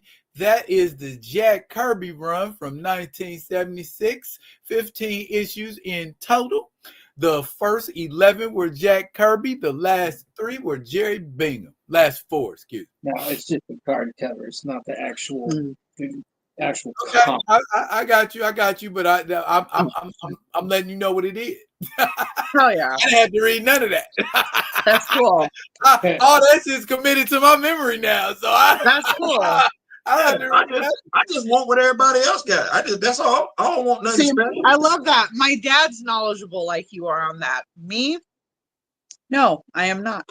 I used to go to auctions and I would get lots of comic books. And I would call my dad and say, okay, this is what I'm seeing in the lot. And he would tell me yes or no to get it. And then I would ship it down to him. And that's where he would find all his gems.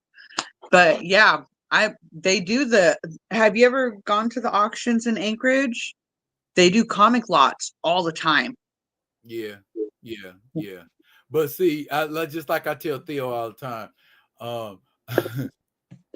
it's not an issue with me being able to get it. That's not a problem.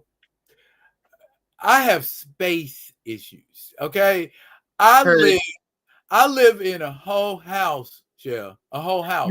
We bought a storage for the auction. A whole house with bedrooms upstairs, downstairs, and I got a shed out back. I got too much comic book. Oh my goodness. I'd have way too much comic book. So, you know what I'm saying? I'm trying to sell shit. My wife mad at me. My wife like, get some of this shit out of here. You know what I'm saying? I mean, she don't say it like that, but her eyes say it. You know what I mean? They look at you and go, that shit needs to go.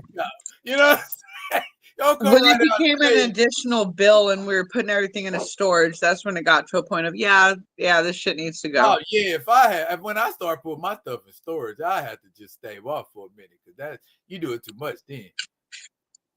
You got pay money. You got pay money to you store. Find some really good gems, like. Well, yeah. I mean, I've had people. I have had people come and get, as well as people bring to me stuff. Like with action figures and comic books. So I mean, ours was comic books and trading cards. I had a few trading cards. I stopped like when the craze started, like in the 90s, like the beginning. I was on it like that, like everybody else. I got the first couple of sets of Marvel Masterpieces, but then after that, it was like, this too much stuff. I can't keep up with all of this. Baseball cards, it was just too much. Right. Too much. Yeah, I got a guy that goes to Bosco's like every 2 weeks and gets baseball cards. And no, football cards, because he brings me these random Chiefs cards because he know I like the Chiefs, and he brings me like cards of people that I ain't never even heard of before. I'm like, who is this? What, who? I ain't never heard of, and I'm from Kansas. So I'm like, how you bringing me some shit I ain't never seen? I just get people young shit. Oh, he wasn't on the main team. He was on stand. Then why he got a card? Oh, he wasn't like, he was like the fourth line. He didn't make the 53-man roster, but he got a card. Why? It ain't got no stats on the back of it. Oh, that's so sad. All he got is his height, his weight, his position, and what college he went to. Bear card, naked. That's terrible. Why make one?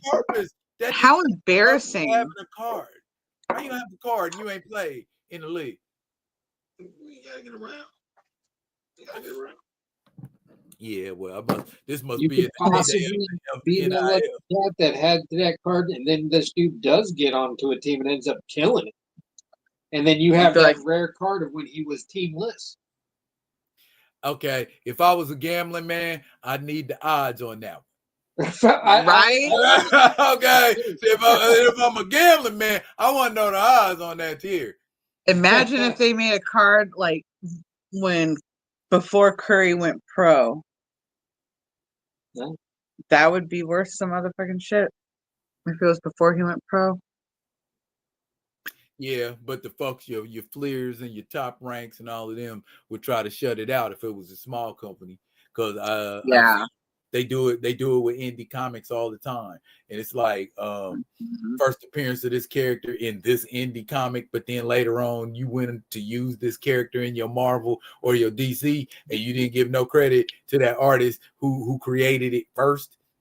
Yeah, you know, their biggest example being, I don't know, Batman.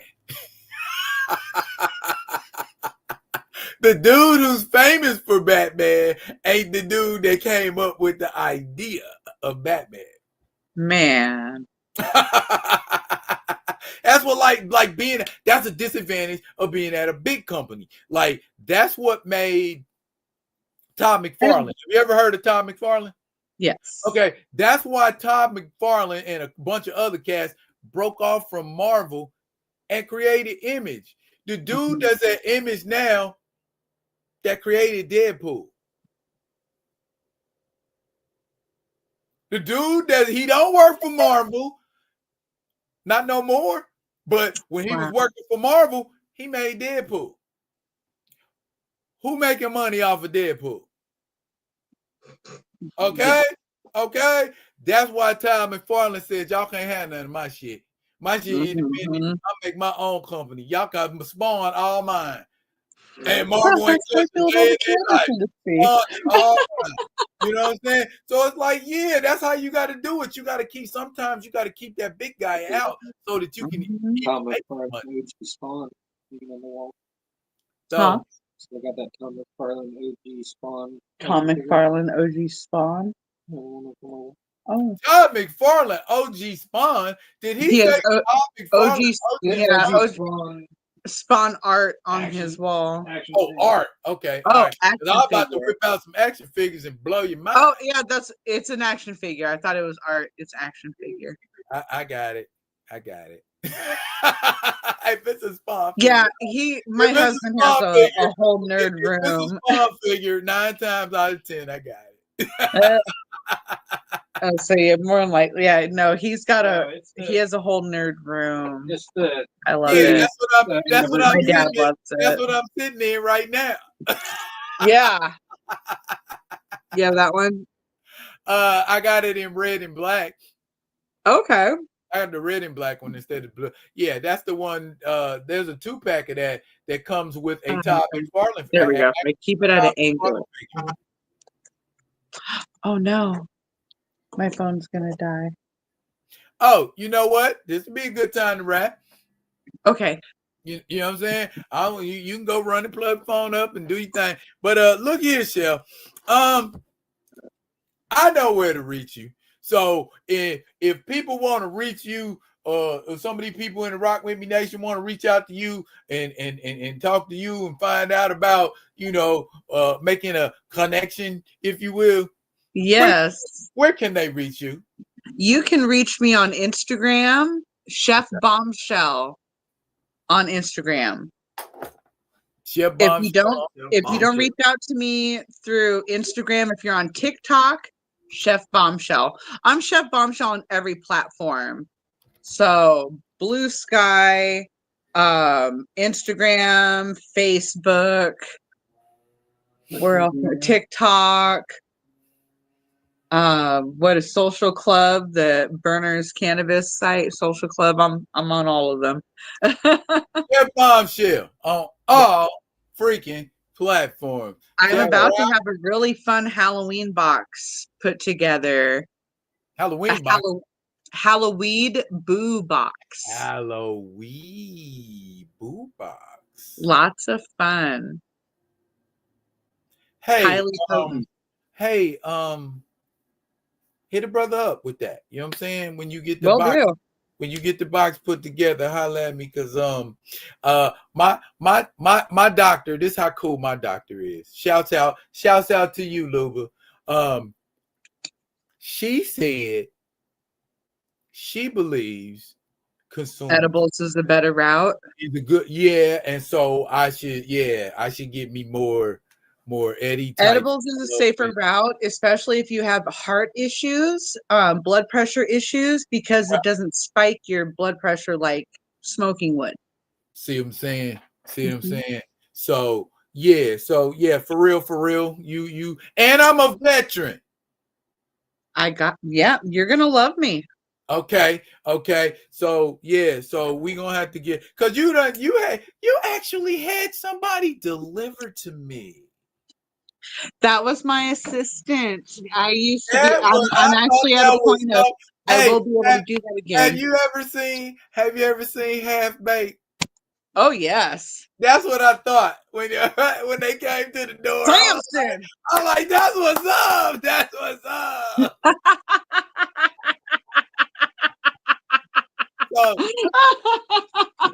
hella cool. That was wonderful. Grandma Adam says, Chef is so cool. Thanks for coming. Thank you. I appreciate you. And Grandma Adam said she prefers edibles too. You're gonna love me. I'm a damn good time. Okay. All right. If you love weed, then you love me. Okay. Well, I love weed. If my phone shuts off, it's because it died. Oh, there it goes. All right. We out. It ain't quite died. But I'm gonna be respectful and do that. Thank y'all so very much for pulling up tonight. I feel like I got to recover from this. I don't know about you. But you see, I ain't saying nothing. Okay, but we're gonna keep it on. I bet you. What you got going on this weekend? Man, you know what? Not sure. I don't want to make promises, you know, like Drew Hill. I can't I keep. get that. I get that. You know I what I'm so saying? get that. You know, I'm low key in my feelings about some stuff that I done put up. And it ain't really necessarily do what I wanted it to do. So, you know, I'm back in the lab trying to figure out. Excuse me. I'm back in the lab trying to figure out the magic number, the magic solution, the magic formula. So I don't know. I know we only got one more issue left to do with Black Panther versus the Kingpin in the Shadowlands. Shout out to David List. We only got one more issue. So I'll probably drop that and just not, you know, get my hopes up, if you will. Definitely want to bring some more of Karama Horn's doors, but the next chapter would have to be pre-recorded because it's got pictures involved and everything. I want to get Karama Horn on the show.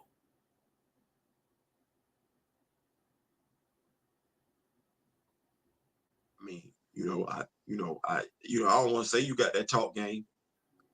You do. Well, I mean, you know, one of my qualities is charisma, and I'm not saying that from I'm from a business sense.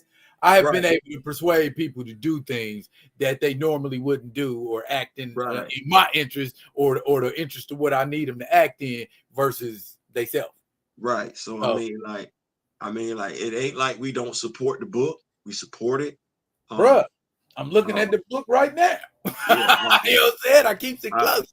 I think one of the most the most interesting thing was the King Hunan, the one I just did, where I'm like, damn, most of his story is in her book. You know what I'm saying? And I would love to get her and open her up about how she feel as far as the stuff in this book and as far as, you know what I'm saying, it being applied in the canon. Because because that's exactly what it is. It's canon. It's canon. Yeah. I mean, I would love to pick a brain. I think it would be something. Where did you come from? And say I'm gonna connect this to this, because a lot of it had to be like connective tissue as far as connecting one king to another and connecting one story to another. You know what I'm saying? So just like her father to daughter story flows one way and then back the other way, and then we get to learn more about each one. You know what I mean? And she's giving details about the customs and traditions, and you know what I'm saying? Took her time with it. I mean, I had to cross-reference some things and say, okay, yeah, that sounds like that's traditional African, as far as the homie and other stuff like that. But I don't get into that. But I would love to see, hear like her insight. Man, she did her thing, man. I would love to have her on the show, man. It'd be one of them things where it'd be no different than kind of like what I did tonight. I'm gonna shut up and listen. Because you got to give somebody that put that much time and effort into into a project, a book. You got to shut up. Like, damn. Because I want to know. That's what I want to know. That's what I want to know. The thought processes. Yeah. You know what I'm saying? The things that she was thinking that motivated her to go, I'm going to go here, and here. And it's like, oh, okay. And that fits in so perfectly with this. So I'm going to tell you this. Her handle is like something blurred girl. Yeah, I've talked to her. I've talked to her. Hey, that tell me everything I need to know. You was reading. You read. So in order to write a book, you can't write a book on it like that if you ain't read it. Hold on, I'm trying to see something. So there was this thing, right?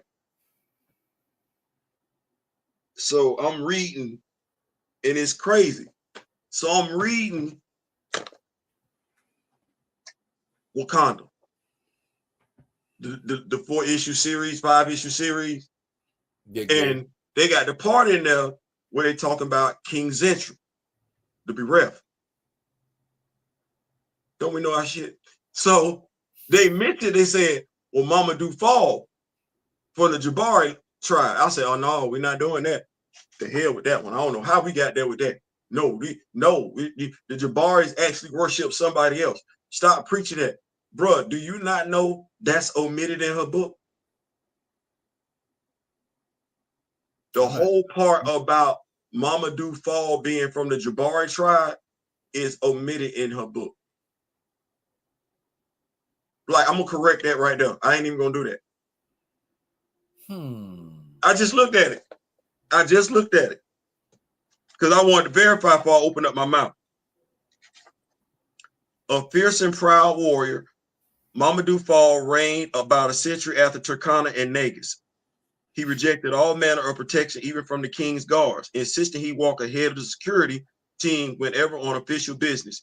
He is credited with single-handedly defending the necropolis against 150 members of the Hyena clan who attempted to pillage the tombs housed there. He is also credited with creating the Panther's Teeth, a devastating booby trap capable of killing any intruder where they stand. Don't even mention it. And I'm like, thank you. Okay, thank you. Works for me. Yeah. And ain't gotta have no connection, bruh. What the thing is that why would he be Jabari and why would he just not be King Zentra's younger brother? Because you can still tell the same story, huh? I said, why indeed? Yeah, you can still tell the same story where King Zentra was about to do some dumb stuff. His younger brother, who's a womanizer, so he ain't interested in being a Black Panther. That fits. Oh, well, damn, I got to be the Black Panther because you finna sell us out. Never mind. Damn. Yeah, so yeah, and probably, man, y'all get some comic reviews. Like I said, the comic book reviews will probably come through, and then I'll do, like I said, my Wednesday comic review, and Action Figure Tuesday. You know, you always gonna get them things, bruh. Absolute evil. Oh yeah, I got it. That's gonna be one of the ones that I do a deep dive on Wednesday. Why they do my dog Ollie like that? Bruh, got brained. He got brained. You know what I'm saying? You got Mr. Hall's prince, so to speak, upside your head. You see what they did to him in the Injustice comic book? He got literally beat to death by Superman. Why we picking on Ollie? We mad because he had a CW show? Nah, because y'all had 20, 30 years of picking on Aquaman had to stop sometime. Ollie got next. Yeah. Ollie got next. Yeah, we gonna fuck with Ollie for like the next 20, 30 years. He already all henpecked. You know what I'm saying? Dinah got him punked down. Your girl can kick your ass too. Ollie catching it. Well, all right, big dog. Rock with me, nation. All right, y'all. We gonna do the slide, man, because that's how we feeling. The vibe has got us. This is it for now, y'all. But fret not, we be coming at you with another one of them other ones. We sideways.